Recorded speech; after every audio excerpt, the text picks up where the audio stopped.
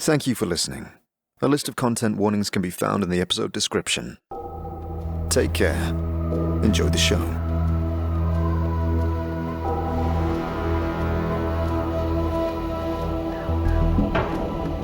Planescape Torment, the Unofficial audio series. A narrative let's play adapted and produced by RevocerGM. Combining in-game audio with additional voice acting through dialogue and descriptions to improve your listening experience.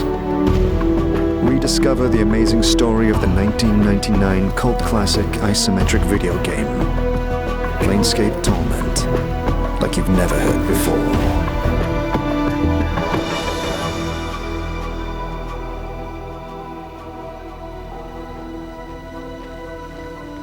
Know this, thou shalt be free to wander these halls, but not to leave the catacombs. You are filed in step through a wide, tiled corridor.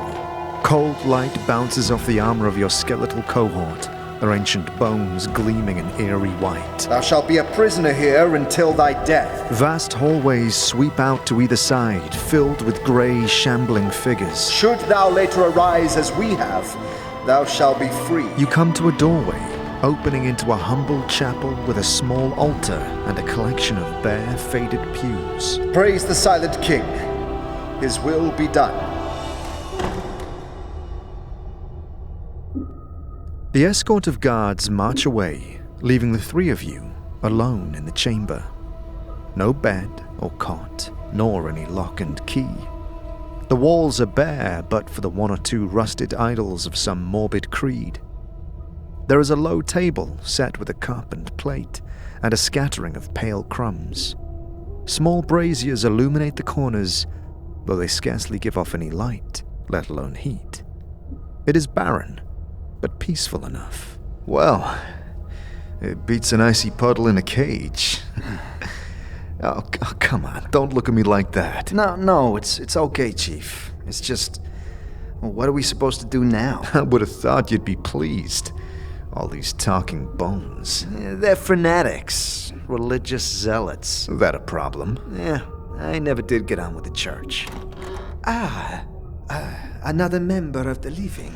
You turn to the doorway as it closes and see a pale man dressed in dusty black robes. Most are slain by the ghouls this far into the catacombs.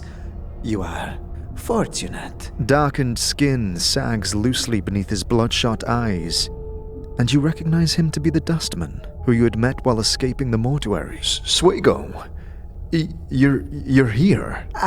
Yes, I am he. I remember you. The scarred one who awoke on one of the dustman's slabs. What are you doing here?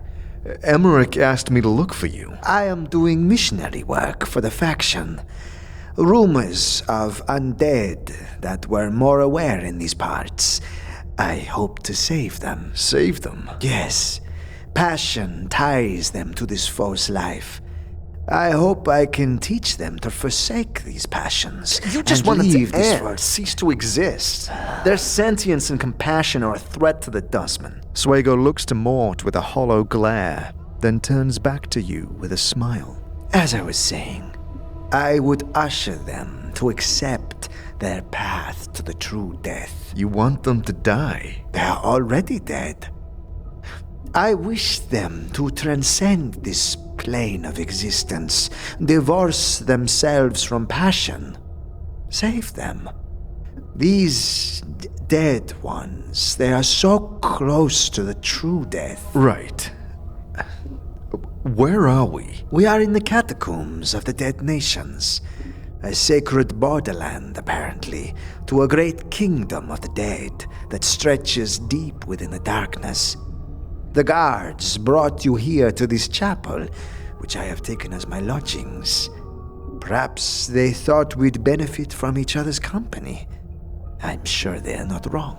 Are you a prisoner here as well? I do not know. I am here of my own accord.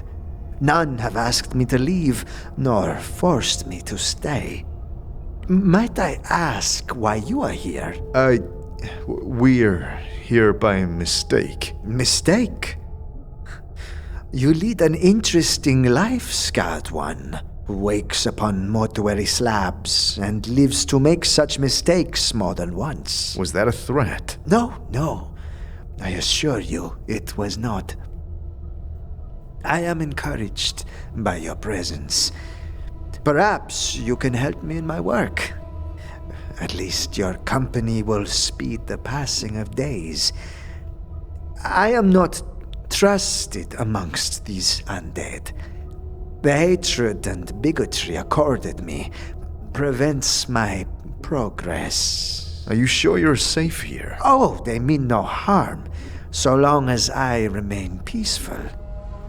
The views of my faction are reviled by their leaders. They have ruled here for many centuries, I think, taking care of those that have passed beyond within their halls, worshipping their silent king.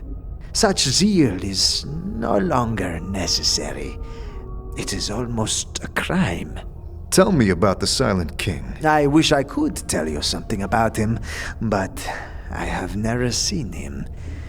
Presumably his throne lies guarded within a sanctuary. I cannot gain entrance. Hargrim, their priest, will not permit it. Hargrim? A stubborn one, but admirable. He is my strongest rival here, and has kept this civilization together for many years. His passions stem from his piety and devotion to duty. Remarkable qualities, but misplaced. So, who else lives here? Or resides, I guess. All manner of the undead dwell in these halls, as varied as our streets above.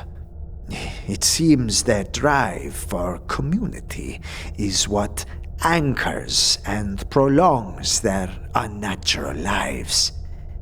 It is fascinating and rare to witness. But come, friends, join me. You will see for yourselves. The three of you follow the Dustman as he guides you through the common spaces of this district of the dead.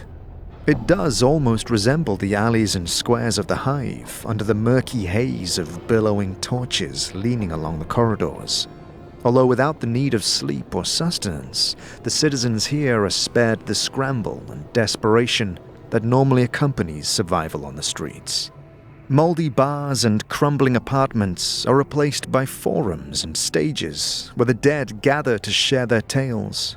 Stalls are set up displaying the craftwork of ancient artisans, their goods displayed like artifacts in a museum.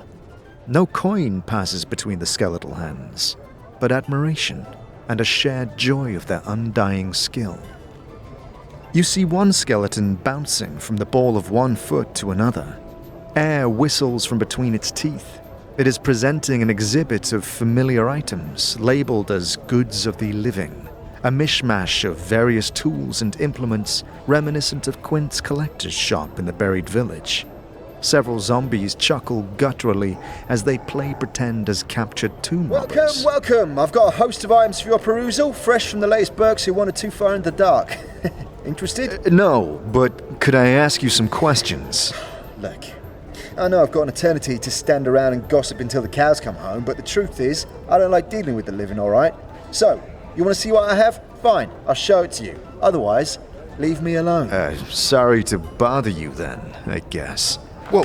You step back, nearly stumbling over what would reasonably appear as any pile of bones, if it were not for the faded lordly garments draped across its frame. This skeleton, slumped against the wall, holds its skull within outstretched hands, staring back at itself in eternal contemplation. Apologies, I didn't see you there. It points its visage towards you and sighs with a small puff of dust. Alas, what an end 'twould have been to be crushed. What did you say? Oh, naught. The endeavor of existence 'tis all. I'm sorry to have disturbed you. Yes. Disturbed the persistence of my life. This outrageous fortune. Or perhaps not. Neath your hapless boot I may yet find sleep. Perchance my peace. for I will dream no more. You blathering idiot! You look to the commotion and see Mort in an argument with another skeleton, whose featureless skull still manages to convey its smug expression. Yeah, well, you got a face only a sledgehammer could love. And has. Hey, what's going on here? This chortling buffoon of a bone bag refuses to give me his answer, and it's killing me. Answer. This skeleton in front of him is shaking its head and giggling to itself. It guffaws and snorts occasionally, biting down on its bony hand to stop itself. Yes, the fool is stumped. It's a riddle, and this chattering imbecile won't give it up. Riddling? Well, come on, you wouldn't want to spoil the fun. I knew you wouldn't be on my side. Dost thou want to hear it? Sure. Go ahead. Now, think of words which end in gree. Angry and hungry are two of them. There are but 3 words in the common tongue. What is the third word? The word is something that one uses every day. If thou hast listened carefully, I have already told thee what it is. See? It's idiotic. The skeleton bursts into a fit of mocking, derisive laughter. It points at you with a skeletal finger, chortling as it clutches some imaginary gut. So come on, tell us. What's the answer? Oh, not a chance, not a chance. Seeing Mort's expression only causes it to laugh more, chattering its teeth. Oh, What if I stump you? Will you tell us then? What's this? Do I hear a challenge? Yes, go ahead. But should thou lose, or leave halfway through, I shan't speak to thee again. Not a problem. Very well. Let's begin. It nods eagerly. What is worth more? A pound of 100 common pure gold coins, or half a pound of 200 common pure gold coins? Easy, too easy. 1 pound of gold is always worth more than 1/2 pound. Foolish. Very well. Your turn. The skeleton crouches down and draws a simple face in the dust. Uncles and brothers have I none, but that man's father is my father's son. Who is he, eh? He is your son. All right. My turn. The maker doesn't want it. The buyer doesn't use it. The user does not see it. What is it? Oh, not true. Not true. The answer is coffin, and I certainly see mine. Very well. Your turn again. What 5-letter word does even the greatest of mortal sages pronounce wrong? Simple wordplay. The answer, of course, is wrong. Oh, curses. Go. Go ahead, Dakon. What is left broken when it is not held? A promise. A promise. I would have said oath, but promise is close enough. Agreed? Yes, of course. Ask away. The skeleton cracks its knuckles. I never was. Am always to be. No one ever saw me, nor will ever see.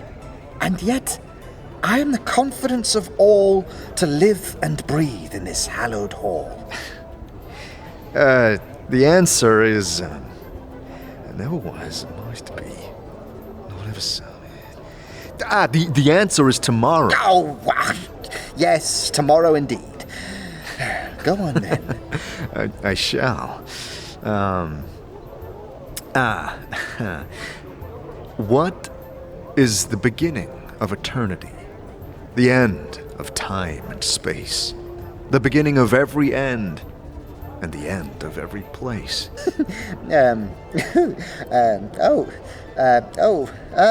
Oh dear. Well, your answer. Let's have it.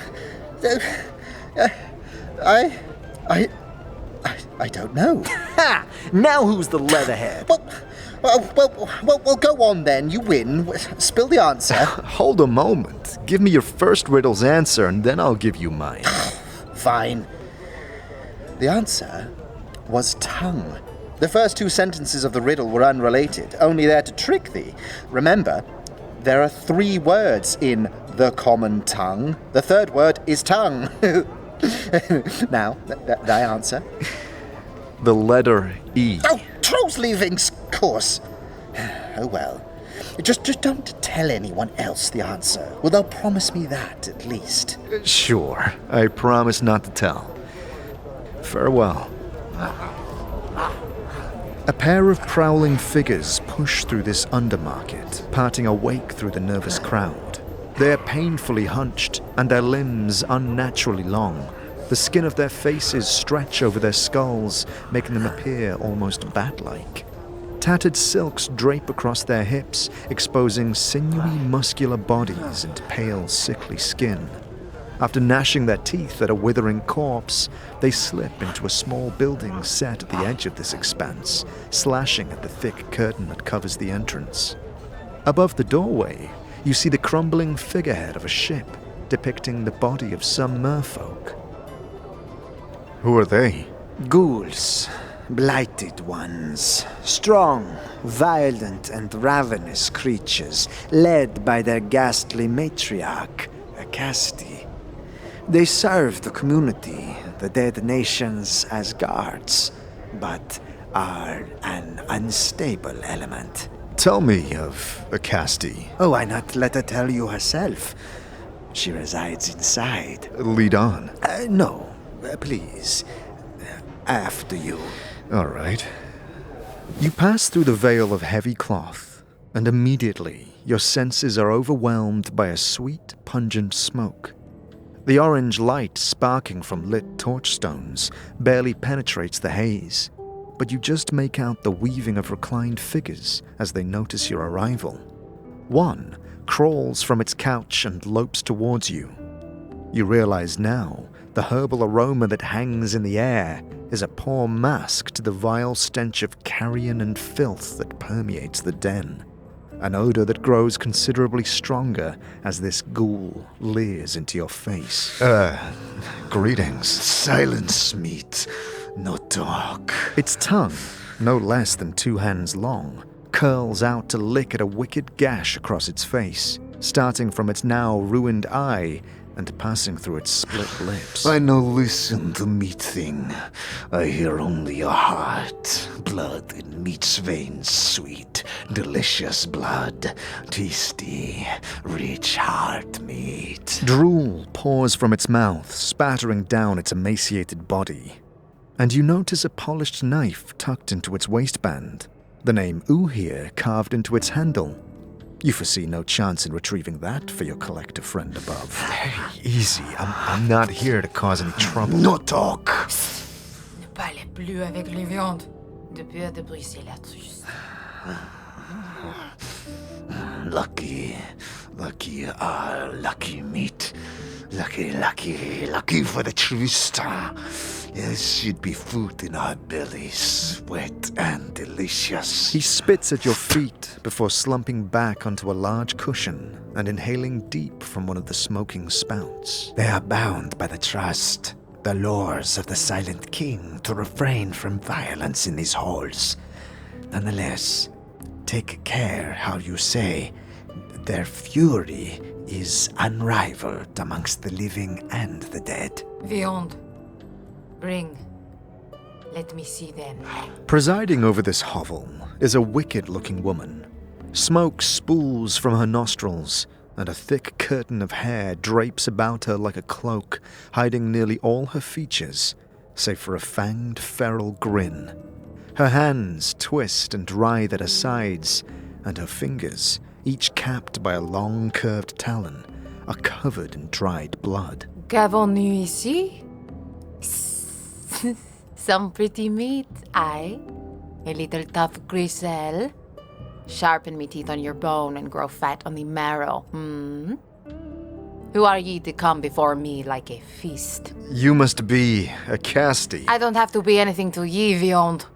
You watch your tone with me, or no one will find ye in one piece again. Now I ask again, who are ye? My name is Adan. This is... Adan? She draws her tongue slowly across her lips. Wait. Go on. Pester Acasti while ye still live, Vion. Is that not why ye're here? I don't know why we're here. I don't even know where here is. You're here because we didn't catch ye in the dark halls where ye'd have been a meal to us. Ye are in the Silent King's lands, dead nations, place of marrow-filled bones and herd of dead flesh. And ye've wandered into my den.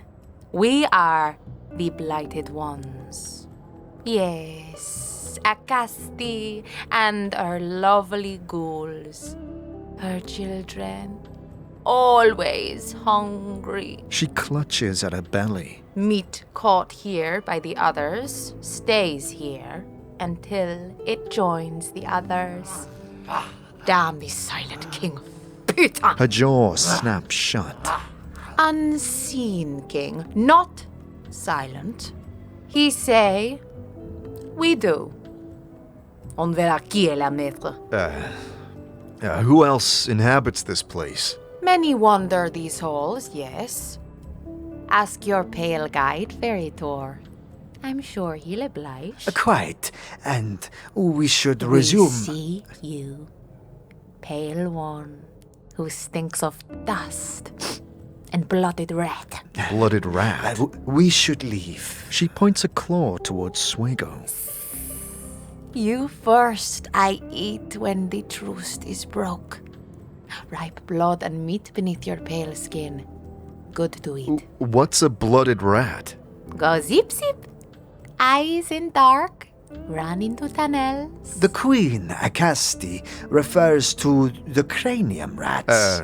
Right. Let me ask you of someone in particular. Acasti narrows her eyes and cocks her head. Who does the meat ask about? Hargrim. Marrow. Old Marrow. But is Marrow. Her eyes burn in the low light. Kill him. Kill all the bones, if not for the weak bones, and herd of dead flesh. Bones. The bones, the skeletons, weak, tired. Too many centuries, too fragile, brittle. She snatches a bone from a stem, snapping it for emphasis. Weak. Dead don't fear, but bones, they do. Afraid to die and be fed upon by Acasti and Blighted Ones. Afraid to die? Nous sommes mort maintenant. Fear is something Blooded Ones stink of. Pale Ones stinks of. What of the herd of dead flesh? Make noises like blooded cattle and stink of rot and sweet stale juice. She frowns, then raises her arms and starts shuffling about. Go,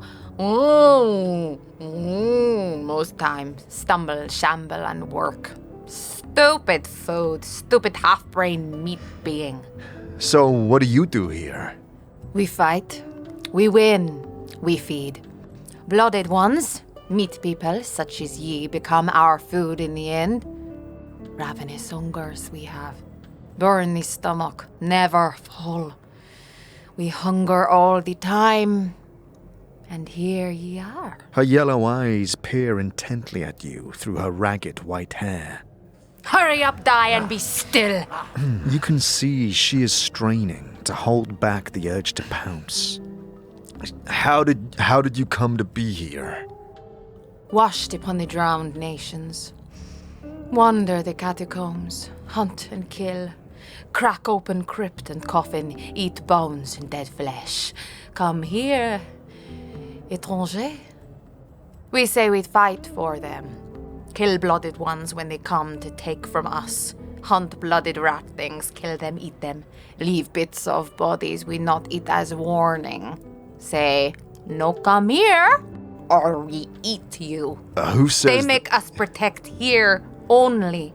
Hargrim and Stale Marie say we are not allowed to go kill blooded ones. As she talks, she becomes more agitated, gnashing her teeth and spraying spittle. Hate them. Want to eat blooded ones.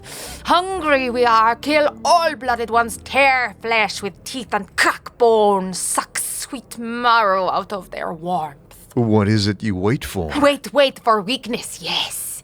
Wait to see how strong Silent King is, if he's stronger than a Casti. Wait for herd of dead flesh to stop following marrow-filled bones, would eat all. Hungry, kill all. Small blood furthings, eat all ragged beings, eat. Catacombs are full of feast. Hungry are we. Hunt and eat! A Casti smashes a clawed fist into the ground, cracking the boards in her rage. Kill them all, a Casti would. Tear and rend, shred the herd of dead flesh. The ghouls around her begin to stir and thrash about, building into a frenzy. Come, we must leave now. All right, okay. Non, je ne sais pas les hommes sanglantés qui fouillent et rampent dans les tombes. Ne tuez pas les rats. Tuez-les, faites-la silence. Ugh, thank the lady. I didn't know if you'd ever stop talking to that thing. I'm surprised, Mort. Powerful woman, undead. That's usually all it takes for you. It's not quite the same thing, Chief. They were once living mortals. They or their ancestors feasted on corpses, and this is what they've become. It's pretty nasty stuff, Chief. They're little more than animals, really. Dangerous animals. I'm not so sure. Ghouls can indeed be little more than feral beasts, but you are correct in seeing a difference here. A Casti, for all her fury, keeps some hold over her brood. Her will is strong and would be terrifying unleashed. No doubt. Hark! A moment, captives. An armored skeleton is marching towards you.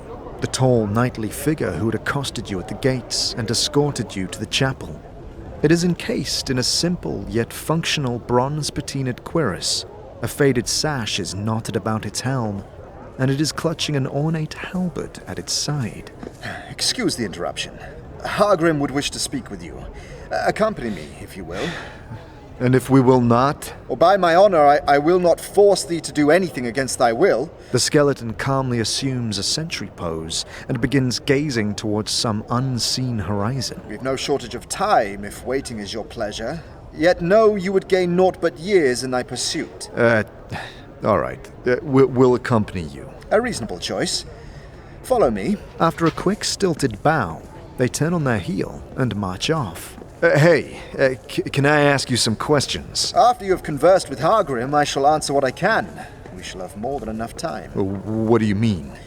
Well, those caught wandering and made prisoners, such as thyself, are given freedom of these halls, till you lapse into our care. Lapse into your care? Become one of our charges, to number amongst the silent ones, the dead who do naught but sleep. We protect them, watch over them as they rest. Who would disturb them? Or many. Most of all, the living. Those from the buried village often descend into the vaults of the dead nations, disturbing the silent ones. I do not know why, nor do I care. My only concern is that we stop their foul laboring. I had some other questions. I look forward to them.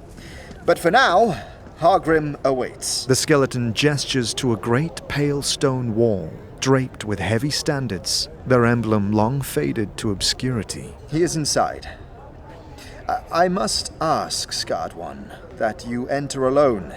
The rest you will be interviewed in time. You must trust neither you nor your companions will come to any harm, should you refrain from violence. Yeah, just don't be too long, or they'll begin to mistake me for one of the locals. Very well. You pass through a grand archway. It is so perfectly carved you cannot see a single seam or crack. Inside, the nave of this temple yawns far above, causing your footsteps to echo about the hall. Iron pews spread out from a central walkway that look exceptionally uncomfortable, and a regal figure steps down from behind an ancient pulpit, beckoning you towards it.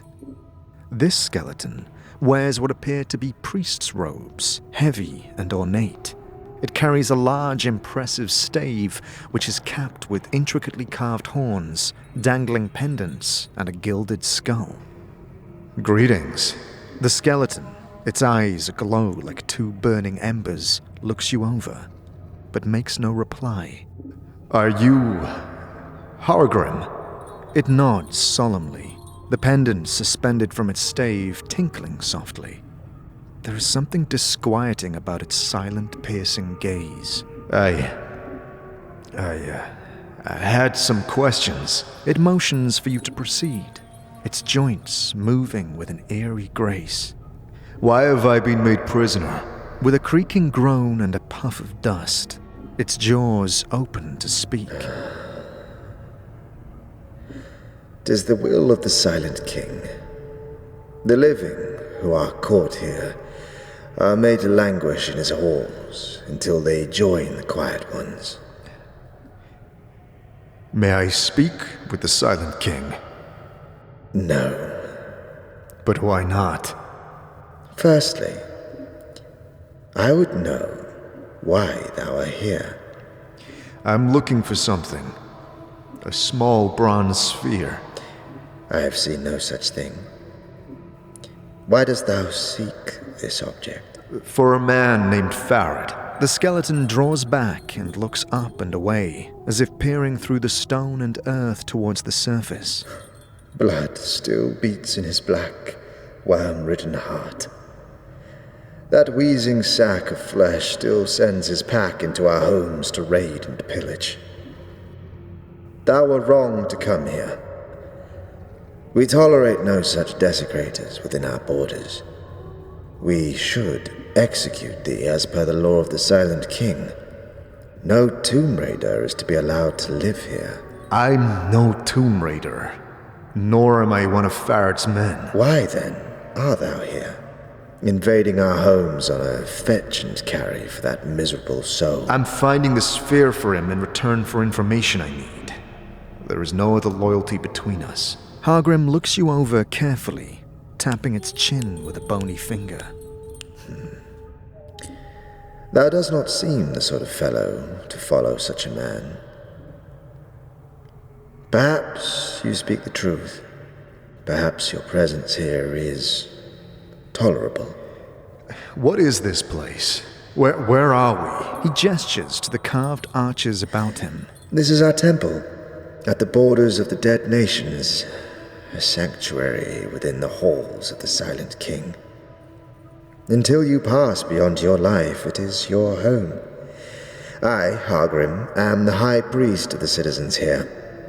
I speak the word of the Silent King to his followers. How did you come to be here? I passed away long ago, and found that beyond death lies only oblivion. Fortunately, I was able to step back at the last moment from the brink. Step back?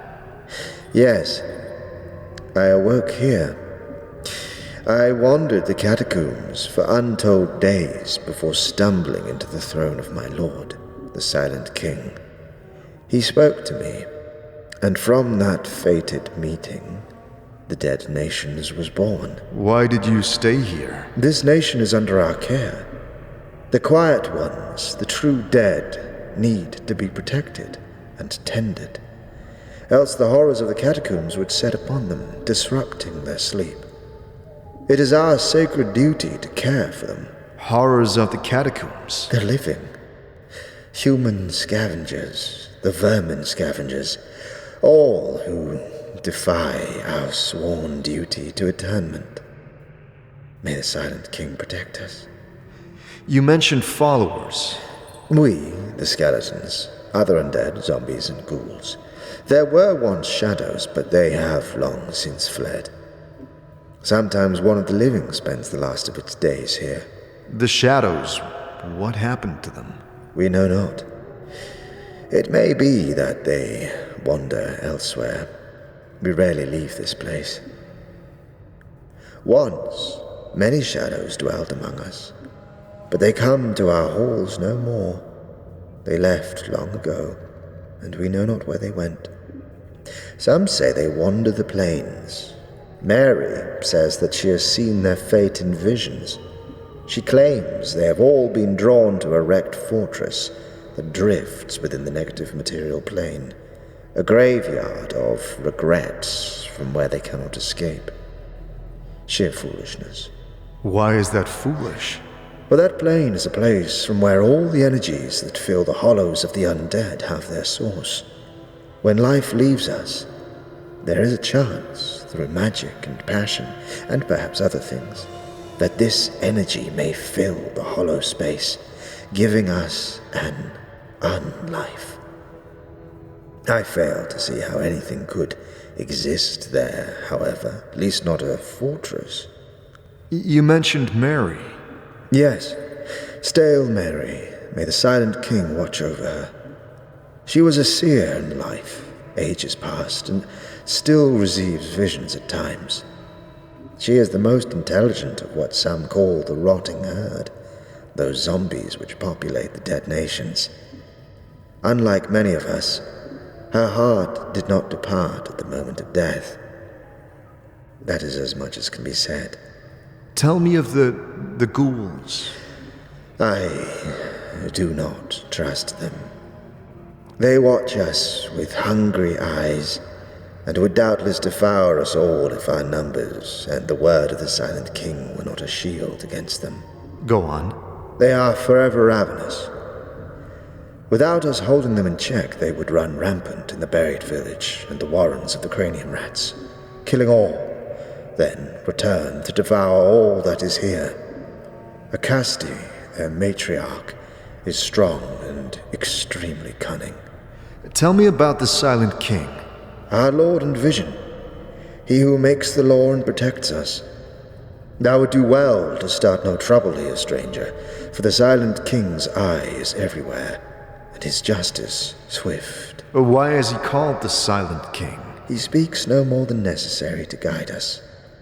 Praise to the Silent King. Could the Silent King be convinced to free me? 'Tis doubtful, but perhaps. Mysterious are the ways of the Silent King. So, may I speak with him? No living creature may pass the doors that lead to his throne room, nor would I allow thee an audience even if such a thing were possible. Thou shalt not see him. But I need his permission to leave. Hargrim gently holds up his palm. No. By the power of the Silent King, thou shalt not leave this place. What can I do to convince you? He considers you for a moment. I could tell the dustman that Farad is selling them corpses he stole here. I'm certain they'd stop Farad. I am sure thou can see the problems inherent in thy offer. We cannot allow thee to simply leave in the hopes that thou would do such a thing. Is there some task I could perform for you? If thou were a citizen of the dead nations, you would be free to act upon your own will. Prove that thou mean it no harm. Acts of goodwill. Perhaps then I shall take thy position to the Silent King. The lights of his eyes dim as he thinks. Your dustman, chaperone, is undoing our work here. His nature, while courteous, is a rot in our casket that threatens our existence. What troubles you so much about Swago? He tries to convince us to give up this pretense of life, as he calls it, and pass into the true death. He claims that it is our passions that anchor us to this life, and we must let go of them and our duty. He wants us to die. Go on. Some listen to his words, but none have ever chosen to surrender themselves to his beliefs. Those that did would be forever silenced. Our numbers would dwindle, and all that we have here would be destroyed by what surrounds us. Swago may believe he is doing right, but is, in truth, causing great harm. Why do you allow him to stay? We cannot force him to leave. He knows we cannot harm him. The dead truce. No undead may injure a dustman unless first attacked. Also, the Silent King wishes no slaughter in his halls. I see. Rid us of this damnable dustman, and I shall speak to the silent king of thy freedom. But you must understand, I do not seek to have him assassinated. Merely give us a reason to remove him from the dead nations. I will consider it. Farewell. You were ushered out of Hargrim's temple and find Mort and Dakon stood apart from Swago, all waiting for you outside. Good, good friend. You have returned. Come, you have endured much this day. I will show you to where you can find some peace. Sure. Thanks, friend.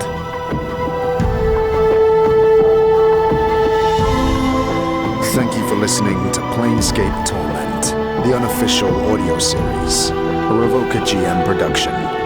To support the show and those involved, please consider subscribing to our Patreon or donating via our Ko-fi page. Links to both are in the description.